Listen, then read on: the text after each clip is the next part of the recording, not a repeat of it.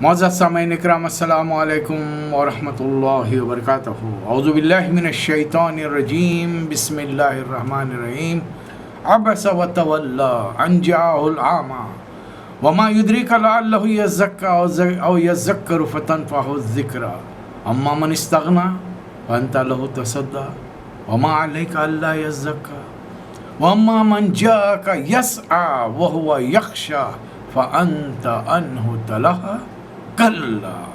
صدق اللہ مولانا العظیم۔ سورہ عبسہ کی کچھ آیتیں، ابتدائی آیتیں تلاوت کی ہیں، ترجمہ سماعت فرمائیے۔ ترش روح ہوئے، بے رخی برتی اس بات پر کہ وہ اندھا آپ کے پاس آ گیا۔ آپ کو کیا خبر وہ سدھر جائے یا نصیحت پر دھیان دے، اور نصیحت کرنا اس کے لیے فائدہ بخش۔ جو شخص لاپرواہی برتتا ہے آپ اس کی طرف توجہ کرتے ہیں، حالانکہ اگر وہ نہ سدھرے تو آپ پر اس کی کیا ذمہ داری ہے؟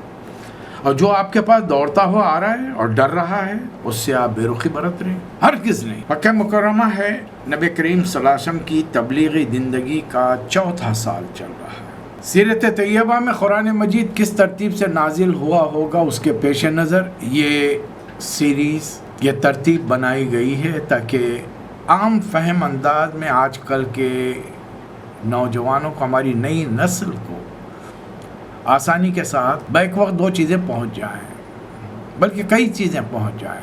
قرآن کا مختصر خلاصہ سوروں کا، سیرت نبی صلی اللہ علیہ وسلم کے اہم ترین واقعات، صحابہ کرام کے تذکرے، احادیث نبوی، یہ تمام چیزیں آپ کے پیش نظر آ جائیں، جو بڑے لمبے مطالعے کے بعد میں ہی ممکن ہے۔ اور آج کے دور میں ہم میں سے ہر فرد کو ایک بات کا اندازہ ہے کہ ہماری نسل کتابوں کی شوقین نہیں رہی، الا ماشاء اللہ۔ زیادہ تر اب اپنے موبائلوں میں گم رہتے ہیں۔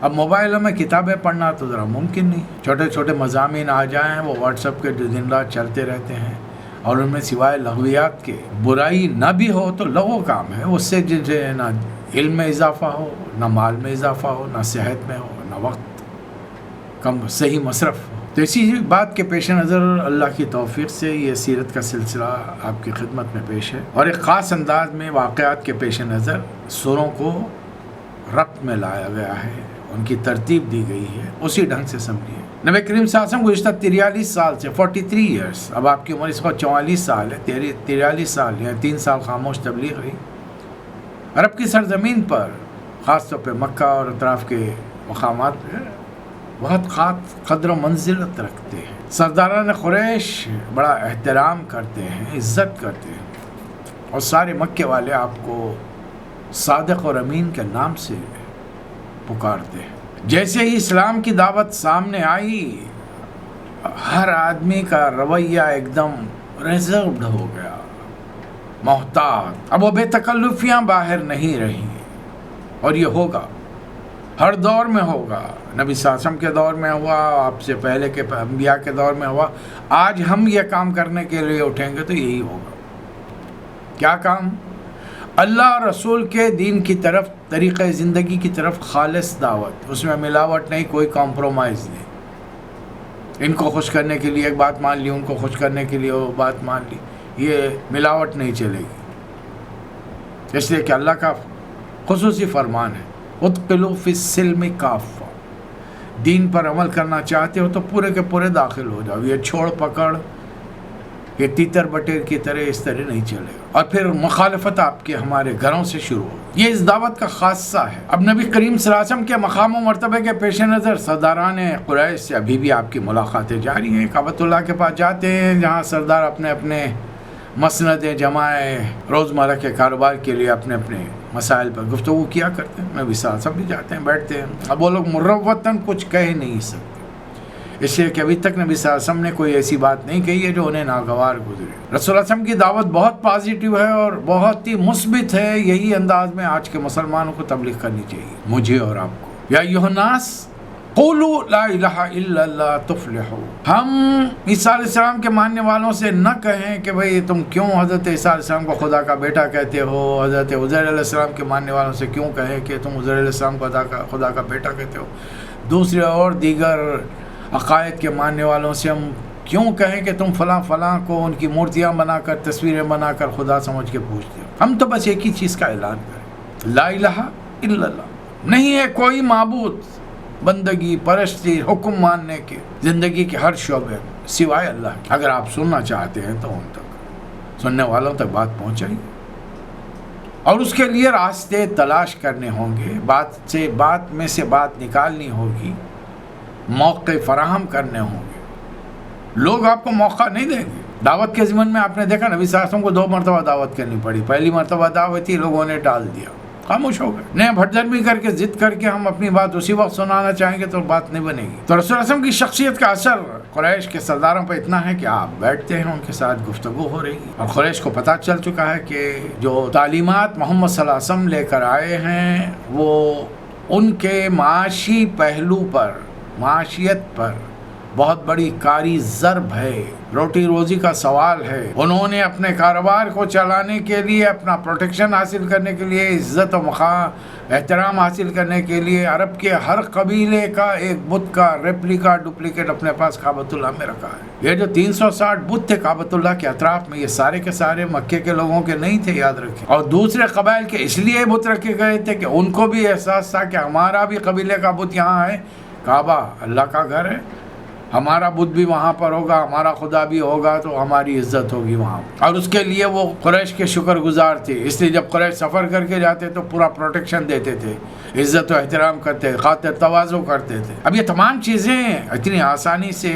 چھوڑ دیں، ایک ہی بار کہہ دیں لا الہ، کوئی خدا نہیں ہے۔ اب وہ پرانی مروتیں بھی ہیں کہ نبی صلی اللہ علیہ وسلم سے جو تعلق ہے، آپ کا قبیلہ ظاہر بنو ہاشم ہے، کعبۃ اللہ کا متولی ہے، اور مکہ کی انتہائی مالدار خاتون کے شوہر ہیں۔ اب تجارت میں آپ نے بہت سارے لوگوں سے جو انٹریکشن کیا ہے، معاملات کیے ہیں، اس کا لوگوں پر اثر ہے، اس لیے مروتاً آپ سے بیٹھ کر بات کرتے ہیں۔ ایک ایسا ہی موقع ہے کہ نبی صلی اللہ علیہ وسلم سرداران قریش سے گفتگو میں ہے کہ ایک صحابی جو حضرت خدیجہ رضی اللہ تعالی عنہا کے چچا زاد یا رشتہ دار، چچا زاد بھائی تھے یا رشتہ دار تھے، ابن ام مکتوم، یہ اسلام لا چکے تھے، نابینا تھے۔ کسی مسئلے کو پوچھنے کے لیے نبی صلی اللہ علیہ وسلم کے پاس گھر گئے، پتہ چلا کہ آپ حرم کے پاس ہیں، تو وہ ظاہر ہے نابینا ہے، آدمی اتنی آسانی سے تو چل نہیں پائے گا، ٹھوکریں کھائے گا، تکلیف ہوگی۔ جب حرم کے پاس پہنچے اور شاید نبی صلی اللہ علیہ وسلم کی آواز کانوں میں پڑی تو احساس ہوا، قریب پہنچ کے کہنے لگے کہ اللہ کے رسول مجھے ذرا یہ بات بتائے، اللہ کے رسول مجھے دین کی یہ بات سمجھائیے۔ اس موقع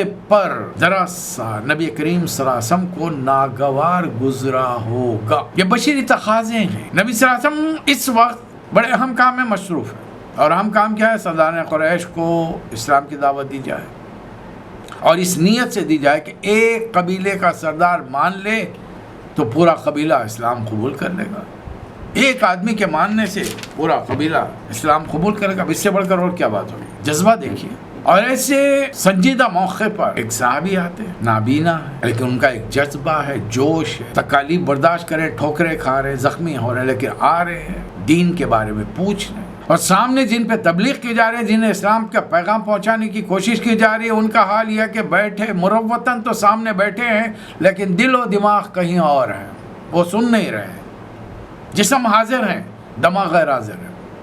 یہ ہوتا ہے، یہ عموماً میرے ساتھ بہت ہوا ہے۔ مسجدوں میں جب تقریر کے لیے جاتے ہیں تو وہاں پر کچھ توجہ سے سننے والے بھی ہوتے ہیں، اور کچھ اپنے اپنے خیالات رکھنے والے بھی ہوتے ہیں۔ اب وہ بظاہر مجھے یہ بتانا چاہتے ہیں کہ ہم آپ کی توجہ تقریر سے سن رہے جناب، لیکن جب میری نظر ان کے ہاتھوں پہ پڑتی ہے تو پتہ چل رہا ہے کہ وہاں پر تسبیح چل رہی ہے اور من کے گرتے جا رہے ہیں۔ اب ایک وقت دو کام تو ہو نہیں سکتے کہ آپ ایک کو سنیں بھی اور دوسری طرف آپ اپنا وظیفہ بھی جاری رکھیں۔ کبھی تجربہ کر کے دیکھیے، اپنے بچے سے کہیے قرات کریں، اور پھر آپ اس وقت اپنا ایک وظیفہ تسبیح لے کر بیٹھ جائیے، ہاتھوں پر تسبیح پڑھیے، ختم ہونے کے بعد میں پھر یاد کیجئے کہ بچے نے کیا تلاوت کی تھی۔ نہیں، دو کام نہیں ہو سکتے بھائی، ایک وقت دو کام نہیں ہو سکتے، یا تو آپ سنیں گے یا پھر آپ پڑھیں گے۔ اور کس چیز کو نہیں سنیں؟ مسجد میں بیٹھے ہوئے اللہ کا نفل ذکر کر رہے ہیں، نماز نہیں ہو رہی اس وقت، خاص طور پہ جمعہ کی جو تقریریں ہوتی ہیں ہماری، خطبہ شروع نہیں ہوا ہے، یہ خطبہ سے پہلے کی اردو تقریر ہے، لیکن ہو کیا رہا؟ کیا چیز سنائی جا رہی ہے؟ اللہ کا کلام، نبی پاک کی سیرت مبارکہ، اس کو بھی سننے کے لیے دل نہیں، وہ اپنی نفل عبادت میں لگے ہوئے ہیں۔ جبکہ رسول اللہ صلی اللہ علیہ وسلم کی حدیث ہے کہ اللہ کی ایک آیت پر غور کرنا 60 سال کی نفل عبادت سے بہتر ہے، اور یہاں اللہ کے کلام کو رسول کی سیرت میں ملا کر پیش کیا جا رہا تھا کہ آسانی سے سمجھ میں آ جائے۔ بندوں کی پھر بھی توجہ نہیں ہے، لوگ تو بیٹھے ہوئے ہیں لیکن ان کے دل و دماغ حاضر نہیں ہے، وہاں پر ایک مروت میں بیٹھے ہوئے ہیں، مارے بندے۔ اور یہ صحابی تڑپ کر آئے ہیں کہ کچھ معلومات مزید حاصل کریں۔ اس طرز عمل کے بارے میں سید قطب شہید رحمۃ اللہ علیہ فی ظلال القرآن میں فرماتے ہیں کہ اللہ تعالیٰ نے نبی کی تربیت فرمائی کہ جو توجہ نہیں دے رہا ہے اس پر آپ زیادہ وقت صرف نہ کریں، جو توجہ دے رہا ہے چاہے وہ بھلا ہی نابینا کیوں نہ ہو، اللہ کے ہاں اس کی بڑی قدر و منزلت ہے۔ اسی لیے تنبیہ کے انداز میں ایک لفظ استعمال کیا گیا، کلا، ہرگز نہیں، یہ کام کبھی نہیں ہونا چاہیے۔ تبلیغی انداز کی تربیت کی جا رہی ہے، سمجھایا جا رہا ہے، تبلیغ کے طریقوں کو سمجھایا جا رہا ہے کہ جو توجہ دیتا ہے اسے ہی بات پہنچائی جائے۔ چلیے، اسے کہ اللہ نے صاف صاف فرمایا، ترجمے سے آپ نے اندازہ لگا لیا ہوگا، بے رخی برتی اس بات پر کہ وہ نابینا آ گئے، آپ کو کیا خبر وہ سدھر جائیں۔ اس سے کہ ابھی تو قرآن پورا نہیں اترا، عبادات نہیں ہوئی، حرام حلال کے احکامات نازل نہیں ہوئے، ابھی تو صرف گفتگو ابتدائی مراحل میں ہے، توحید، رسالت، آخرت کی۔ اور یہ چیز وہ ہے جو دلوں میں اتر جائے تو پھر اس کے بعد میں انسان کو نیکی کے راستے سے دنیا والے تو کوئی نہیں ہٹا سکتا۔ عقائد دل میں جم جائیں تو پھر آپ کو اور مجھے اللہ کے راستے سے کوئی نہیں ہٹا سکتا، اسلام کے راستے سے کوئی نہیں ہٹا۔ اور جو شخص لاپرواہی برت رہا ہے آپ اس کی طرف توجہ کریں، اگر وہ نہ سدھرے تو آپ پر کیا ذمہ داری؟ آپ کا کام تو پیغام پہنچانا ہے، ڈنڈا لے کے مسلمان کرنا تو نہیں، ہرگز نہیں۔ انہا تذکرہ، یہ تو ایک یاد دہانی ہے، یہ جو کلام ہم نے آپ کو بھیجا ہے نبی صلی اللہ علیہ وسلم، ایک یاد دہانی ہے۔ فمن شاء ذکرہ، جو چاہے آئے، تخصیص مت کیجئے، غریب ہے، امیر ہے، مالدار ہے، محتاج ہے، اندھا ہے، بینائی رکھنے والا ہے، آپ کا کام سب تک پہنچانا ہے، اور خاص طور پر ان تک جو دلچسپی کا اظہار کریں، بتائیں انہیں، سمجھائیں۔ فی صحف مکرمہ مرفوعۃ مطہرہ بایدی سفرہ کرام بررہ، یہ ایسے صحیفوں میں ہیں جو بڑے مکرم ہیں، بلند مرتبہ ہیں، پاکیزہ ہیں، معزز اور نیک کاتبوں کے ہاتھوں میں رہتے ہیں، فرشتوں کے ہاتھوں میں رہتے ہیں۔ قتل الانسان ما اکفرہ، انسان پر خدا کی مار، کس چیز کا انکار کر رہا ہے؟ حق کا انکار کر رہا ہے۔ من ای شیء خلقہ، اپنے خالق کا انکار کرنے سے پہلے، اس کے کلام کا انکار کرنے سے پہلے اس پر غور کرنے، سننے، سمجھنے کے بجائے انکار کر دیا، اور اپنے آپ پہ کبھی غور کیا؟ من ای شیء خلقہ، کس چیز سے بنایا گیا ہو؟ حقیر، گندے، اچھلتے ہوئے پانی سے۔ من نطفہ، اب اردو والوں کے لفظ ذرا ثقیل ہے، اوپر منہ پہ ہاتھ رکھ لے، عربی لفظ قرآن میں استعمال ہوا ہے، کیا کریں؟ وہ جسم سے پانی جب نکلتا ہے تو اسے نطفہ کہتے ہیں۔ اسی حقیر چیز سے ہم بنے ہیں، سارے کے سارے انسان، ایک پہلا جوڑا حضرت آدم حضرت حوا کو چھوڑ کر سارے انسان اسی سے بنے ہیں۔ من نطفہ خلقہ فقدرہ، وہ جو رات کی تاریک کیوں میں اور 3 پردوں کے اندر ماں کے پیٹ میں جو اس پانی کا خطرہ گرا تھا، اسی سے انسان کی تخلیق، اس کی تقدیر سب بن رہی ہے۔ ثم السبیل یسرہ، پھر دنیا میں آیا، راستہ بتایا گیا۔ ثم اماتہ فاخبرہ، ماں کے پیٹ میں بھی وہی خبر کی تاریکی رہتی ہے، اور ایک دن اسی خبر کی تاریخ زمین کے پیٹ میں جانا پڑے گا۔ اور یہاں پر انسان کی موت کے بعد اس کو دفن کرنے کا حکم دیا جا رہا ہے کہ قبر میں ڈالو، اسے جلاؤ مت، سمندر میں مت پھینک دو، جنگلوں میں مت پھینک دو درند پرند کھانے کے لیے، بلکہ ایک انسان کے جسم کا احترام اور اکرام کرو، اسے اچھے طریقے سے دفن کرو۔ ثم اذا شاء انشرہ، اور جب چاہے گا اللہ تعالیٰ دوبارہ زندہ کرے گا۔ اب یہ بھی بات سمجھ میں نہیں آ رہی تمہاری؟ چل ایک کام تمہارے لیے اور تمہیں سمجھانے کے لیے، فلینظر الانسان الی طعامہ، انسان اپنے کھانے پینے کی چیزوں کو ذرا دیکھ لے، اپنے خوراک کو، کیا کیا کھانے کے لیے۔ میں نے اس سے پہلے عرض کیا تھا، یہ زبان کا جو گوشت کا لوتھڑا ہے، 9000 کھانے ہیں اس کے اندر، ہر کھانے میں مزہ، ٹیسٹ کچھ اور ہی ہے، کھارا، میٹھا، پھیکا، کڑوا، کھٹا، ایک ایک چیز کا ٹیسٹ ہے۔ کس کے لیے؟ زبان کے ذائقوں کے لیے، کہ انسان کے منہ کے مزے کے لیے اللہ نے اتنی ورائٹی پیدا کی ہے، تو یہ اللہ ہم کو آخرت میں ایسی اٹھا کے جہنم میں ڈال دے گا؟ اس نے ہم کو دنیا میں عبث بھیجا ہے، بغیر کسی وجہ، بغیر کسی حکمت کے نہیں۔ اللہ ایسا کوئی کام نہیں کرتا، اللہ کے ہر کام حکمت پر، دانائی پر مشتمل ہوتے ہیں۔ اور یہ تمہارا اناج غلہ ملا کے انا سببنا الماء صبا، خوب پانی آسمانوں سے اڑا. ثم شققنا الارض شقا، تم نے تو بیج بویا تھا، وہ بیج میں سے جو باریک کوپل نکلی جو نازک ہوتی ہے، چھوٹا بچہ اسے دبائے تو ٹوٹ جاتی ہے، لیکن اس میں اتنی طاقت ہوتی ہے کہ زمین کا سینہ پھاڑ کے نکلتی ہے. فَأَنبَتْنَا فِيهَا حَبًّا وَعِنَبًا وَقَضْبًا وَزَيْتُونًا وَنَخْلًا وَحَدَائِقَ غُلْبًا وَفَاكِهَةً وَأَبًّا. اناج، غلے، انگور، ترکاریاں، زیتون، کھجور، گھنے باغ، پھل پھلارے، چارے تمہارے اور تمہارے مویشیوں کے لیے. حضرت عمر رضی اللہ تعالیٰ عنہ ابھی ایمان نہیں لائے مکے کے دور میں. جب ایمان لائے ایک بار سورہ تلاوت کر رہے تھے، کرتے کرتے اس آیت پر پہنچے وَفَاكِهَةً وَأَبًّا. حالانکہ بڑا عربی کا ذوق ہے، زباندان ہے، جانتے ہیں. ابا کے معنی سمجھ میں نہیں. نماز میں کافی دیر تک سوچتے رہے کہ یہ لفظ ابا فاکہہ تو سمجھ میں آ رہا میوہ، ابا کیا چیز ہے. ذری دیر کے بعد میں احساس ہوا کہ عمر جتنا سمجھ گیا کیا اس پر عمل ہو گیا؟ جو چیز سمجھ میں نہیں ہے اس کے پیچھے پڑے ہو. یہ ہے دین سمجھنے کا طریقہ، دین پر عمل کرنے کا طریقہ. یہ مت سمجھیے کہ پورا دین سمجھ جاؤں گا اس کے بعد میں عمل کرنے نکلوں گا، نہیں. جو بات جس مرحلے میں سمجھ میں آ جائے اسی وقت سے عمل کرنا شروع ہو جائے. دیکھیے رسول اللہ علیہ وسلم کا نام ہم نے سنا ہے، صادق ہے، امین ہے. ایک بات تو معلوم ہو گئی نا.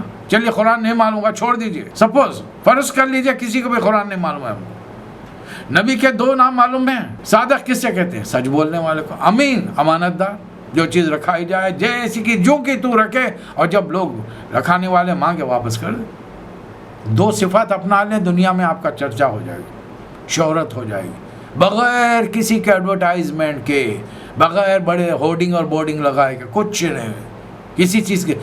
نیکیاں اپنے آپ کو منوا لیتی ہیں اور جھوٹ کو منوانا پڑتا ہے. پھر اللہ اتنی بات کہ کھانا پینا یہ تم کو اس لیے مفت میں دے رہے ہیں کہ تم دنیا میں جاؤ، کھاؤ پیو، جانوروں کی طرح زندگی بسر کرو، چوپایوں کی طرح اور واپس آ جاؤ.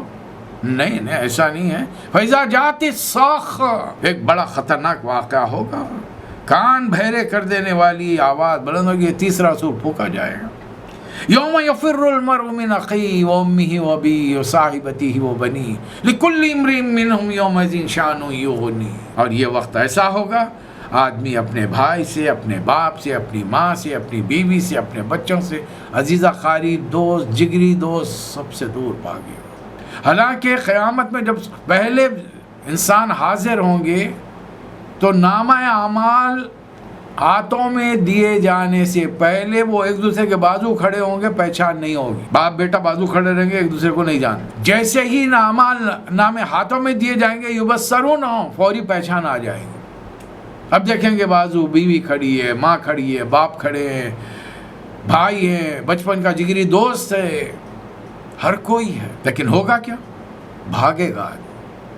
اس سے کہ ہر ایک کو اپنی پڑی ہوگی.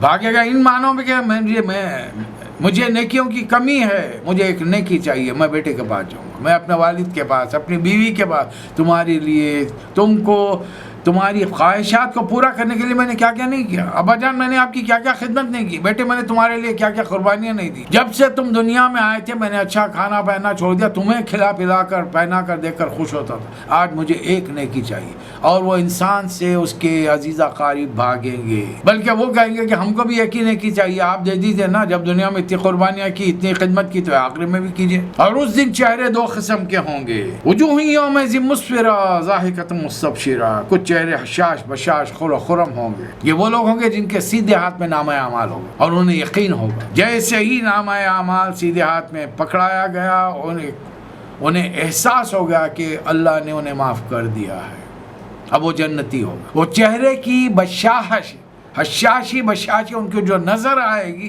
وہ دور دیکھنے والے دیکھ کر محسوس کریں گے. اس کے برخلاف جن کے بائیں ہاتھ میں نامہ اعمال، وجوہ یومئذ علیہا غبرہ ترہقها قترہ اولئک ھم الکفرۃ الفجرہ. کچھ چہرے اداس ہوں گے، چہروں پر خاک اڑ رہی ہوگی، سیاہی چھائی ہوگی. یہی اللہ کے احکامات کو توڑا کرتے تھے، انکار کیا کرتے. دیکھیے تبلیغ کا طریقہ سکھا دیا گیا، یہ ہمارے لیے ہے. اگر ہمارا اپنا ہماری بات کو توجہ سے سنتا نہیں، 1 بار 2 بار 4 بار چھوڑ دیجیے. کسی نئے فرد پر کام کیجئے تو انشاءاللہ اگر وہ اسلام قبول کر لے، اسلامی بات اس کے اللہ رسول کی بات سمجھ میں آ جائے، وہ دین میں داخل ہو جائے، ایک آدمی کو ہم نے دوزخ کی آگ سے بچا لیا، اور ہمارے لیے دوزخ سے بچنے کا بہترین ذریعہ بن گیا۔ اس سے بڑھ کر اور کیا چاہیے مجھے اور آپ؟ سوچ کے دیکھیے، اس بارے میں غور کرنا ہماری اور آپ کی ذمہ داری بنتی ہے۔ اللہ تعالیٰ نے ایک اور سورہ نازل فرمایا 4تھے سال، اور ہم سے پوچھ رہا کہ تم یہ انسان جو بار بار نبی کے کہنے پر کہ قیامت آئے گی سوال کرتے ہو، لاؤ ہمارے انسانوں کو دوبارہ باپ دادا کو زندہ کر کے لاؤ، پہلے یہ ہم کو بتاؤ، ذرا غور کرتے جاؤ، تمہارے باپ سے پہلے کون تھا؟ دادا سے پہلے پڑھتا، ان سے پہلے آخر کوئی آخری انسان تو ہوگا، وہ کہاں سے آیا؟ اللہ تعالی الانسان حین من الدہر لم یکن شیئا مذکورا، کیا انسان پر ایک وقت کائنات میں ایسا نہیں گزرا ہے جب اس کا کوئی وجود نہیں تھا؟ قرآن کہہ رہا ہے کہ نہیں تھا۔ اللہ نے حکم دیا جبرائیل کو، جب کائنات کو بنا دیا اللہ نے، فرشتوں کو بنا دیا، جنوں کو بنا دیا، آخر میں انسانوں کو بنایا۔ فرشتوں کو، جبرائیل کو حکم ہوا زمین کے مختلف خطوں سے مختلف مٹی لائی جائے۔ اللہ تعالیٰ نے خلقت بیدی، اپنے ہاتھوں سے انسانی مجسمے کو بنایا، پھر اپنا حکم اپنی روح اس میں ڈالی، وَنَفَخْتُ فِيهِ مِن رُوحِي۔ یہ انسان پیدا نہیں ہوا، تخلیق کیا گیا، انہی سے ان کا جوڑا حضرت حوا کو بنایا گیا۔ ظاہر ہے یہ پہلے انسان کی تخلیق سے پہلے کائنات میں انسان کا وجود کہاں تھا؟ یہ اللہ کا سوال ہے، جواب دیں۔ اب سائنس نے آپ کو جہالت کے تحت ڈارون کی تھیوری میں یہ بتا دیا گیا کہ کائنات پہلے گرم تھی، پھر سرد ہوئی، اس میں زندگی کی جرثومے پیدا ہوئے، یہ مختلف ڈائنوسار بنتے رہے، جانور بنتے رہے، پھر بندر بن گیا، بندر کی دم جڑی تو انسان بن گیا۔ اب یہ تھیوری پر جو لوگ خوش ہیں انہیں دیجیے، انہیں اگر کسی کو یہ کہنے سے خوشی ملتی ہے کہ وہ بندر کی اولاد ہے، تب ہم اس کے ساتھ کیا کر سکتے ہیں؟ ایسے جاہلوں کا کوئی علاج ہے؟ ان کے ساتھ کچھ معاملہ نہیں کیا جا سکتا۔ انسان کو اپنی قدر و منزلت خود پہچاننی چاہیے۔ پھر کیا ہو گیا بھائی؟ جب ایک چمپینزی انسان بن سکتا ہے تو پھر وہی انسان لاکھوں سال سے، ہزاروں سال سے پھر دوسری شکل اختیار کیوں نہیں کر رہا ہے؟ کوئی دوسری مخلوق کے روپ میں اپنے آپ کو کیوں نہیں ڈھال پا رہا ہے؟ آج تک کوئی 3 آنکھوں والا پیدا نہیں ہوا، 3 کانوں والا پیدا نہیں ہوا، 4 ہاتھوں والا پیدا نہیں ہوا، 4 ٹانگوں والا پیدا نہیں ہوا، ہاں 6 انگلیاں والا پیدا ضرور ہوا ہے۔ اندھے پیدا ہوئے ہیں، کانے پیدا ہوئے ہیں، بہرے پیدا ہوئے ہیں، گونگے پیدا ہوئے ہیں، لنگڑے پیدا ہوئے ہیں، لولے پیدا ہوئے ہیں، دماغی طور پر مینٹل پیدا ہوئے ہیں، لیکن ایسا کبھی نہیں ہوا کہ کسی انسان کی آنکھ پیشانی پر لگا دی گئی ہو، ناک کو ٹھوڑی کے نیچے لگا دیا گیا ہو، دانتوں کو گال کے اندر ادھر سے سائیڈ میں سے چبا کے کھانے کا موقع۔ آخر غور کر کے دیکھیے، یہ لاکھوں سال سے یہی انسان ایک ہی، ہاں ورائٹی کیا ہے؟ ایک انسان دوسرے سے ملنے نہیں پاتا، صرف نقشہ ڈھب دے کر کہتے ہیں فلاں کا بیٹا ہے، فلاں کا بھائی ہے، فلاں کا عزیز ہے، بس۔ حالانکہ انالائز کیجئے اس کو سائنٹیفکلی، آج کے دور میں انالائز کیجئے، دور دور تک کوئی نشانیاں ملنے والی نہیں ہو سکتی۔ خود انسان ایک شکل میں برقرار اپنے آپ کو نہیں رکھ سکتا۔ کیا جب آپ پیدا ہوئے تھے، ذرا گھر میں سے بکسا اٹھائیے اور تلاش کیجئے وہ پیدائش کی تصویر جو بغیر لباس کے آپ کی فوٹوگرافر نے کھینچ لی تھی۔ آج آپ وہی کیفیت میں ہیں، اتنا ہی خد و خامت ہے آپ کا، وہی نقوش، وہی فیچرز ہیں آپ کے۔ جب ہم میں پل پل سینکڑوں ہمارے جسم کے یہ ذرے مٹی میں مل رہے ہیں، مر رہے ہیں، دوبارہ پھر سے نئی شکل اختیار کر رہے ہیں، تو ہم کیسے کہہ رہے ہیں کہ ہم وہی ہیں؟ تو ایک وقت تو گزرا ہے انسان پر کہ کائنات میں اس کا وجود نہیں تھا۔ اِنَّا خَلَقْنَا الْإِنسَانَ مِن نُطْفَةٍ أَمْشَاجٍ نَبْتَلِيهِ فَجَعَلْنَاهُ سَمِيعًا بَصِيرًا۔ یہ پہلے جوڑے کے بعد میں جتنے انسان دنیا میں آئے ہیں، یہ ملے جلے مخلوط نطفے سے آئے ہیں، ملا جلا پانی، یخرج من بین الصلب والترائب۔ مرد کی ریڑھ کی ہڈی میں، عورت کے سینے کی ہڈیوں میں یہ پانی بنتا ہے، اور پھر جب باقاعدہ نکاح یا بدکاری کے ذریعے ایک انسان کا وجود عمل میں آتا ہے، تب یہ دونوں کے مخلوط پانی کے ذریعے دنیا میں انسان کا وجود آتا ہے، اور اس کو نعمتیں کیا دی ہیں؟ فَجَعَلْنَاهُ سَمِيعًا بَصِيرًا، اس کو دیکھنے والا، سننے والا بنایا۔ اس سے بڑھ کر اور کیا چاہیے؟ پھر بنانے کے بعد میں، یہ نعمتیں دینے کے بعد میں، إِنَّا هَدَيْنَاهُ السَّبِيلَ إِمَّا شَاكِرًا وَإِمَّا كَفُورًا، ہم نے اسے راستہ بھی بنایا۔ دیکھیے، یاد کیجئے، ہم نے مختلف عقائد کا، مختلف آج کے دور کے ازمس کا، اسکول آف تھاٹس کا مطالعہ کیا کہ خدا نہیں ہے. یہ جاہلانہ تصور ہے کہ کائنات خود بخود بن گئی. ایک تصور یہ ہے کہ خدا کا قرب چاہیے تو دنیا چھوڑ دو، روحانیت اختیار کرو. یہ بھی صحیح نہیں ہے کہ اچھے لوگ جنگلوں میں چلے جائیں کہ دنیا تو 12 لاکھوں کی کروڑوں کی تعداد میں چلانی پڑے گی. دنیا بروں کے ہاتھ میں آئے گی تو فتنہ و فساد کریں گے. تیسرا، اللہ تو ہے لیکن اس نے اپنے اختیارات دنیا والوں کے ہاتھ میں تقسیم کر دیے ہیں. تو بھائی تو آپ کو کیسے معلوم ہوا تقسیم کیے؟ آپ وہاں تھے، آپ تو آج کے دور میں ہیں، پھر آپ کو کیسے معلوم ہوا؟ What is the authenticity of this? کیا ہے آپ کے پاس؟ اس کے پاس ثبوت کچھ نہیں ہے. اس کے برخلاف ہمارے ہاں مستند ثبوت ہے. ہمارے نبی آئے، وہ آخری کتاب لے کر آئے، اس میں بتایا کہ انسان کو تخلیق کیا گیا اور اس کو زمین پر بھیجا گیا امتحان کے لیے. امتحان کا ایک نتیجہ آخرت کی شکل میں کائنات کو لپیٹ کر ختم کیا جائے گا. تمام اس دور میں پیدا ہونے والے تمام انسانوں کا حساب کتاب ہوگا، یا تو جنت ملے گی یا دوزخ ملے گی. جب اتنی باتیں ہیں تو پھر یہی قرآن نے ہم کو بتایا کہ آدم علیہ السلام کو جب زمین پر بھیجا جا رہا تھا تو اللہ نے اپنے ذمے ایک کام لے لیا کہ آدم تم زمین پر اتر جاؤ. شیطان بھی آ رہا ہے، یہ تم لوگ آپس میں ایک دوسرے کے دشمن ہو، لہٰذا جب کبھی میری ہدایت قُلْنَا اهْبِطُوا مِنْهَا جَمِيعًا، سورۃ البقرہ آیت نمبر 38، 39، 38، 39. اب زمین پر اتر جاؤ. فَإِمَّا يَأْتِيَنَّكُم مِّنِّي هُدًى فَمَن تَبِعَ هُدَايَ فَلَا خَوْفٌ عَلَيْهِمْ وَلَا هُمْ يَحْزَنُونَ. آپ کیا ہے آدم، آپ کی نسل میں بگاڑ آتا رہے گا، شیطان وسوسے ڈالے گا، دنیا کی رنگینیاں ڈالے گی، انسان کی اندرونی خواہشات اس کو صحیح راستے سے ہٹائیں گی. جب یہ معاملہ آپ کی قوم، آپ کی نسل بگڑ جائے گی، ہم نبیوں کو بھیجیں گے، کتابوں کو بھیجیں گے. جو لوگ ان کی نبیوں کی پیروی کریں گے ان کے لیے کوئی خوف نہ دنیا میں نہ آخرت میں. والذین کفروا وکذبوا بآیاتنا اولئک اصحاب النار هم فیہا خالدون. اور جو لوگ ہمارے نبیوں کو، کتابوں کو، ہماری نشانیوں کو جھٹلائیں گے ان کے لیے پھر دوزخ کی آگ. یہ اللہ نے اپنے آپ ہم کو راستہ اللہ نے بتایا ہے. اور پھر کافرین کے لیے سلاسل واغلال وسعیرا، ان کے لیے دردناک عذاب ہے، زنجیریں ہیں، طوق ہے، بھڑکتی ہوئی آگ ہے. اس کے برخلاف ان الابرار یشربون من کاس کان مزاجہ کافور، جنت کی نعمتیں. اب جنتیوں اور دوزخیوں کا ذکر تو سلسلہ وار چلتا رہے گا کہ نعمتیں کیا کیا جنت میں ملیں گی، سزائیں دوزخ میں کیا کیا ملیں گی. پھر ایک سوال بار بار، اور جنت میں نعمتوں کے علاوہ ایک آدمی کو اتنی بڑی سلطنت دی جائے گی. وَإِذَا رَأَيْتَ ثَمَّ رَأَيْتَ مُلْكًا رَأَيْتَ نَعِيمًا وَمُلْكًا كَبِيرًا. ایسی نعمتیں دی جائیں گی انہیں. ایک بار بار لوگوں کے ذہن میں خیال آ رہا ہے کہ بھئی یہ اگر اللہ کا کلام ہے تو یہ تھوڑا تھوڑا محمد صلی اللہ علیہ وسلم پہ کیوں نازل ہو رہا ہے، کیوں پوری کتاب ایک وقت پہ نازل ہو؟ نہیں، ہم اپنے نبی کو اپنے طریقے سے ہدایت دے رہے ہیں اور وہ ہمارے حکم کے مطابق دنیا والوں تک پیغام پہنچا رہے ہیں. اب دنیا چونکہ بگڑ چکی ہے، اس کو راہ راست پر لانے کے لیے یہ جادوئی طلسماتی کام ہم اللہ تعالیٰ نہیں کرے گا کہ ڈنڈا لیے پھرا دیے کھل جا سم اور سارے کام ہو گئے. ایسا نہیں ہوگا. بتدریج ہر کام کرنا پڑے گا. برائی ایک دن میں نہ پیدا ہوتی ہے نہ ختم ہوتی ہے. برائی کو پروان چڑھنے میں ذرا کم وقت لگتا ہے، نیکیوں کو پروان چڑھنے میں بڑا زیادہ وقت لگتا ہے.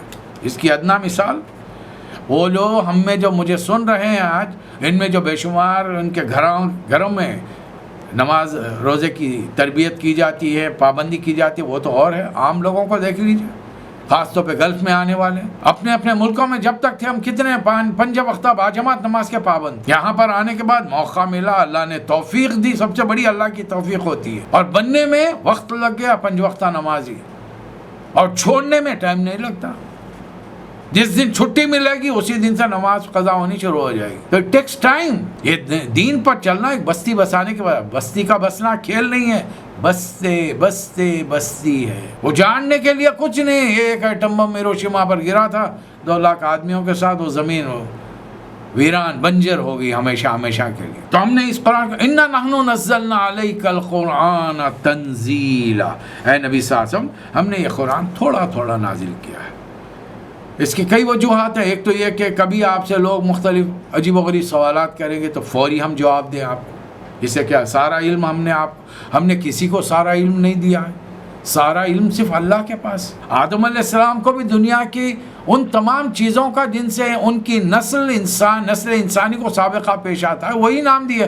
وَعَلَّمَ آدَمَ الْأَسْمَاءَ كُلَّهَا. ہاں نبی صلی اللہ علیہ وسلم کے پاس علم کتنا ہے؟ اللہ کے بعد. کائنات میں ہر مخلوق سے زیادہ علم ہمارے نزدیک نبی کریم صلی اللہ علیہ وسلم کے پاس تھا، لیکن کامل علم نہیں تھا. کامل علم صرف اللہ کے پاس ہے. اسی لیے تو اللہ تعالیٰ نے آیت الکرسی کی بات فرمایا ولا آیت الکرسی میں فرمایا ولا یحیطون بشیء من علمہ.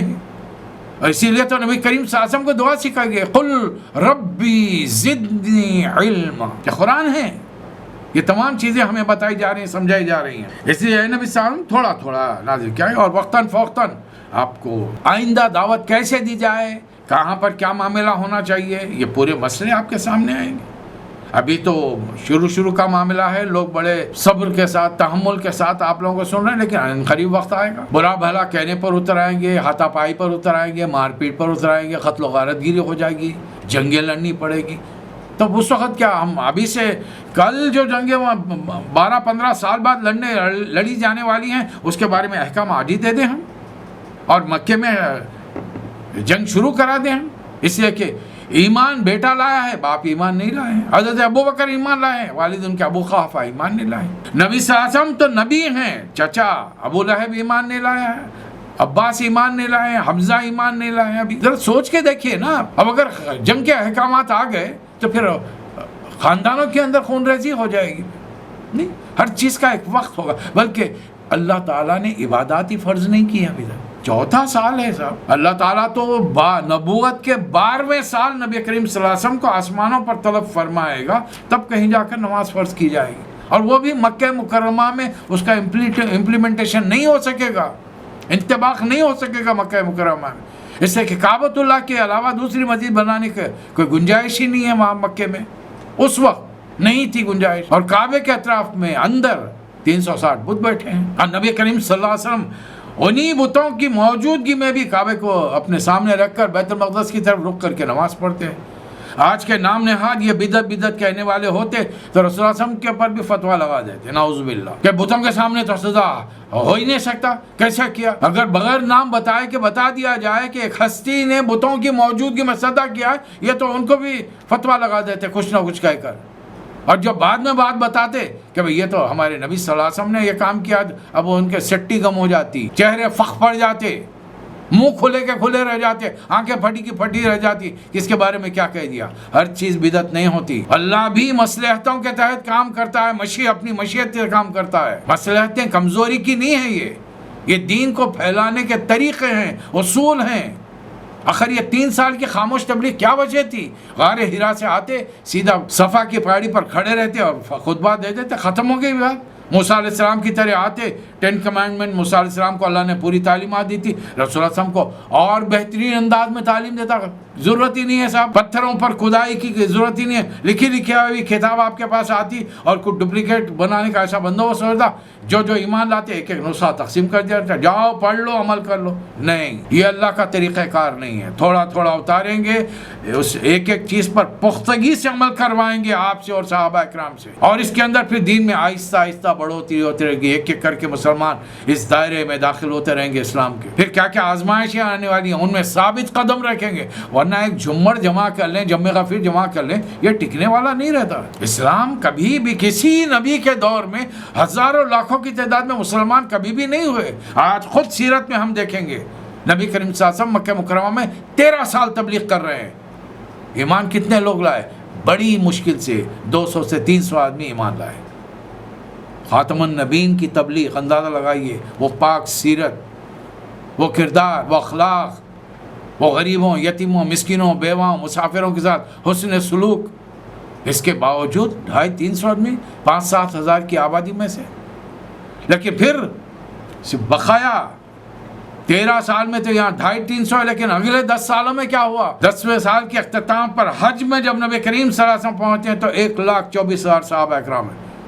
اور یہ پوری تعداد مسلمانوں کی نہیں ہے. ابھی بھی اپنی بستیوں میں عورتیں ہیں، بوڑھے ہیں، بچے ہیں جو حج کے لیے نہیں آ سکے. آپ کیا سمجھتے ہیں پورا ملک خالی ہو کے حج کے لیے آ گیا؟ نہیں، ایسا نہیں ہوگا. ہر چیز تدریج کے ساتھ سکھائی جا رہی.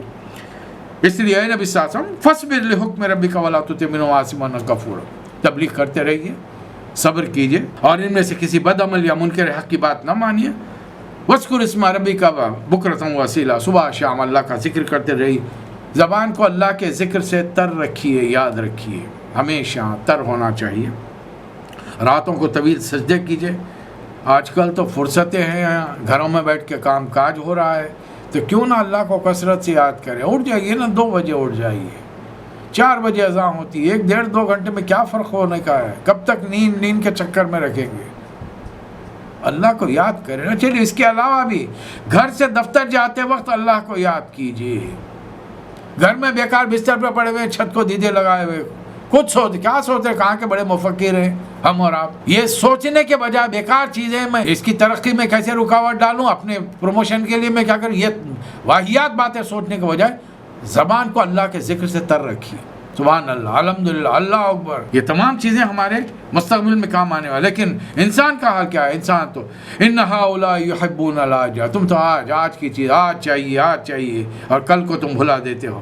ہم نے تمہیں بنایا ہے، تم کو پیدا کیا، جوڑ بند مضبوط ہم نے کیے ہیں، چاہیں تو تمہاری نافرمانیوں کی وجہ سے شکلوں کو بدل دے، تمہاری یا نہ مان، جو بھی نہ مانے گا شکلیں بدل دے۔ اور اللہ تعالیٰ نے بنی اسرائیل کی ایک بستی کو بندر بنا دیا تھا، بولیے مت۔ شکل بدلنے کا ایک معمولی طریقہ یہ ہے کہ اللہ ایک ہوا چلائے، ایک ہلکی سی اس کی لہر، اس کی ہوا کا جھونکا مجھے لگ گیا، میرا آدھا جسم پیرالائز ہو جائے، چہرہ سکڑ جائے گا، ہاتھ پیر سکڑ جائیں گے، چہرے کی ساخت بدل جائے گی، ساری خوبصورتی میلیا میٹ ہو جائے گی۔ ضروری نہیں ہے کہ کوئی جانور ہی بنا دے، لیکن اگر اللہ کے نافرمانی ہوں گے، اس کے احکامات کی پامالی ہوگی، تو اللہ تعالیٰ یہ کام کرنے سے بھی گریز نہیں کرے گا۔ ان هذه تذکرہ، یہ یاد دہانی ہے، فمن شاء اتخذ الی ربہ سبیلا، جو چاہے اللہ کے راستے طرف آ جائے۔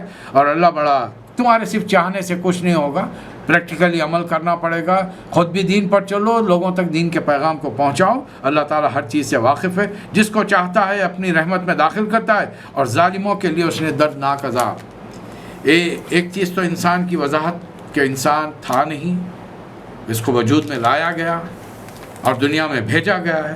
اب ایک اور معاشرتی برائی کا تذکرہ ہے، صرف برائیوں کے بارے میں حکم نہیں دیا جا رہا، یہ چیزیں اللہ کے ہاں ناپسندیدہ کہ تم انسان ہو کر دوسرے انسانوں کا حق مارو، حق تلفی کرو۔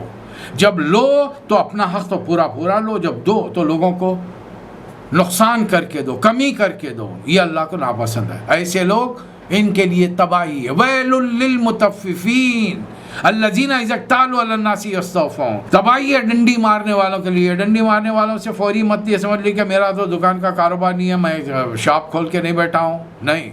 چاہے آپ فیکٹری میں، دفتر میں، کسی بڑی وزارت میں منسٹر ہوں، کوئی جب کام کر رہے ہیں تو جتنی آمدنی ہے، آپ کو جو پیکیج دیا گیا، اپنا کام امانت داری، دیانتداری سے کیجیے۔ اپنے کام کے اوقات میں سارا واٹس ایپ کا پورا ڈیٹا چیک کیا جا رہا ہے، سارے گھریلو کام ہو رہے ہیں، بیگم کو فون ہو رہے ہیں، دوستوں کو فون ہو رہے ہیں، یہ کام نہیں ہوگا، یہ بھی ڈنڈی مارنے کے برابر ہے۔ اس کا بڑی احتیاط کی جائے۔ کیا ان کام کرنے والوں کو جب دیتے ہیں تو ناپ تول کر گھاٹا ڈال کر دیتے ہیں، اور لیتے ہیں تو پورا لیتے ہیں؟ کیا انہیں اندازہ نہیں کہ ایک بڑے دن اللہ کے سامنے انہیں اٹھایا جائے گا اور ان کا حساب کتاب ہوگا؟ اور اس دن بدکاروں کا جو نامہ اعمال ہوگا وہ قید خانے کے دفتر فی السجین، جیل خانے میں ہوگا۔ اور وہ دفتر کیا ہے تم کیا جانتے ہو؟ وہ شخص جو بدعمل ہے، اللہ کی نافرمانیاں کرنے والا ہے، اور جب اللہ کی آیات سنائی جاتی ہیں تو کہتا ہے کہ یہ تو اساطیر الاولین، پرانے زمانے کے قصے ہیں۔ اصل ان کے دل پر زنگ چڑھ گیا ہے اپنے بدعمالیوں کی وجہ سے، یہ اللہ کے راستے کی طرف آنا نہیں چاہتے۔ اس کے برخلاف جو اللہ کے نیک بندے ہیں، ان کا نامہ اعمال بہت ہی معزز فرشتے اس کی نگرانی کر رہے ہیں۔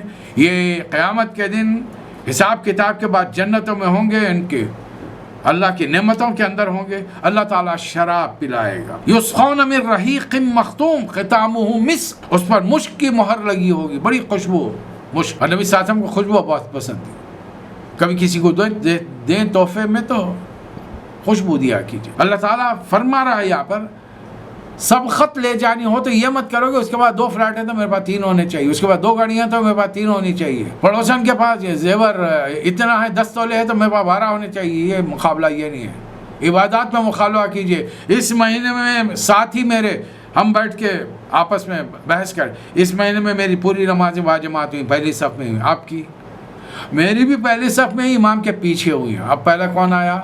جو چوتھے نمبر پر کھڑا ہے وہ آیا جو امام کے پیچھے کھڑا ہے. مقابلہ اس مہینے میں میرے نفل روزے اتنے ہوئے, اس مہینے میں نے صدقہ و زکوٰۃ اتنا, خیرات اتنا کیا ہے, اس مہینے میں نے اتنی کتابوں کا قرآن حدیث کا مطالعہ کیا, اس مہینے میں اس ہفتے میں نے اتنے لوگوں تک اسلام کی بات پہنچائی ہے. مقابلہ ان چیزوں میں ہو. وفی ذالک فلیتنافس المتنافسون. سمجھ لیے؟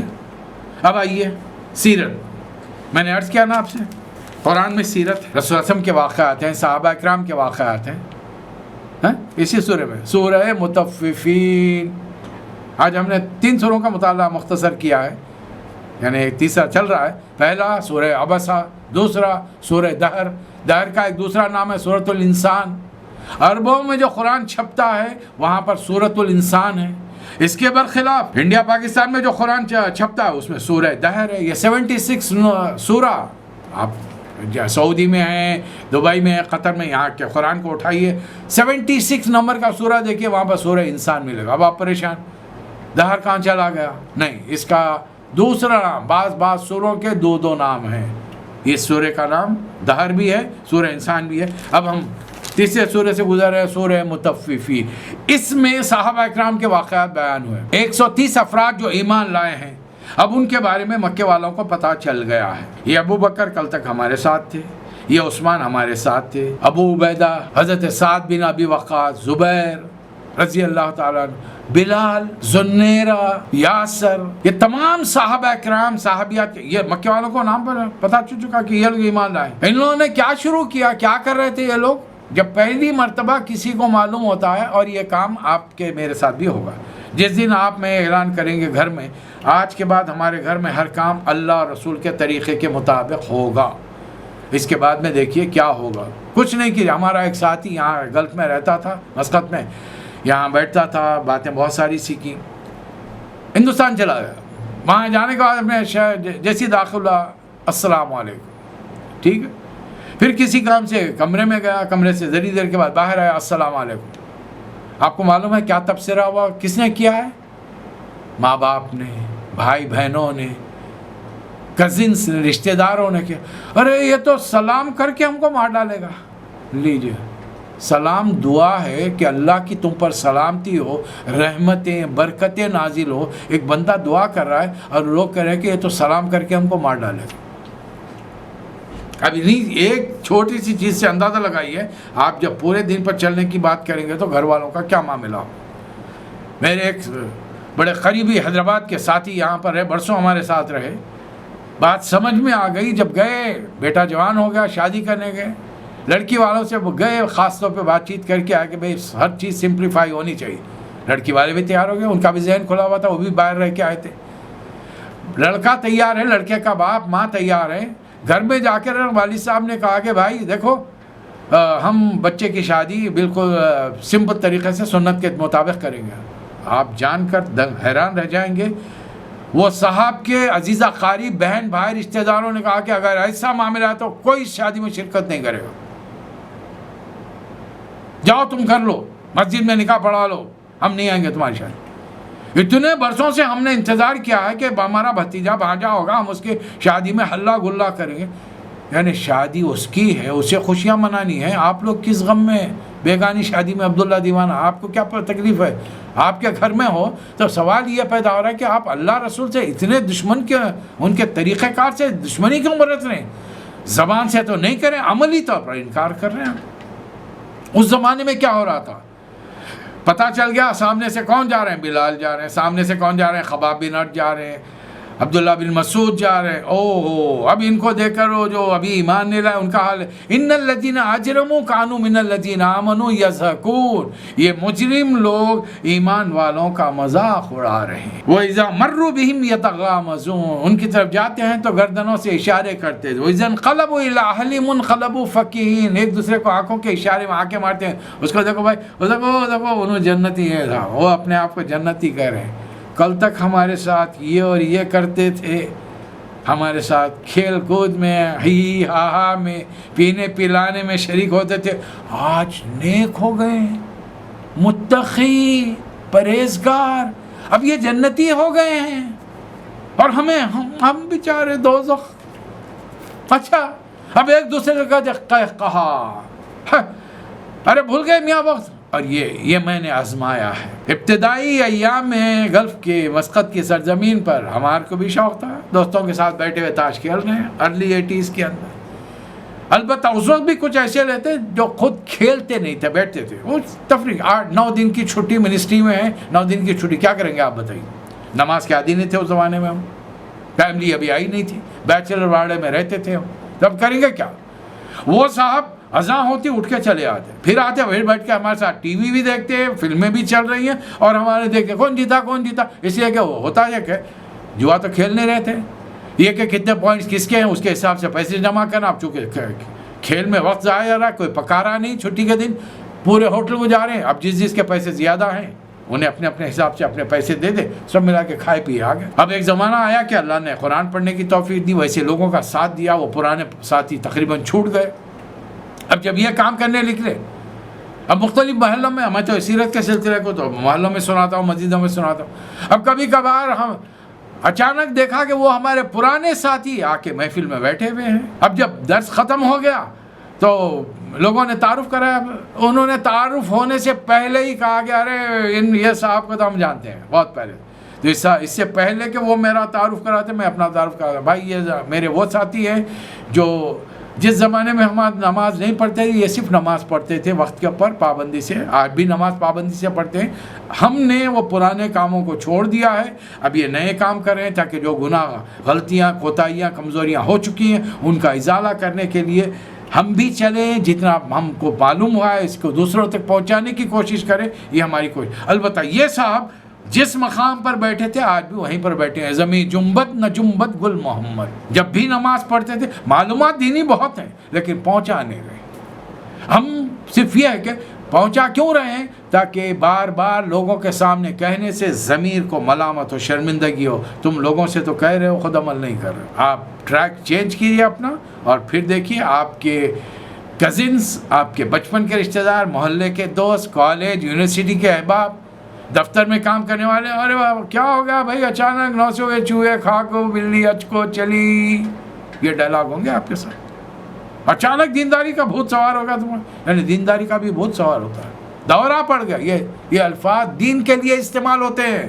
اس سے بڑھ کر اس سے اندازہ لگائیے کہ آج ہم مسلمانوں کی ذہنی گراوٹ کا کیا حال ہے، دین کے لیے کیسے الفاظ استعمال کر رہے ہیں.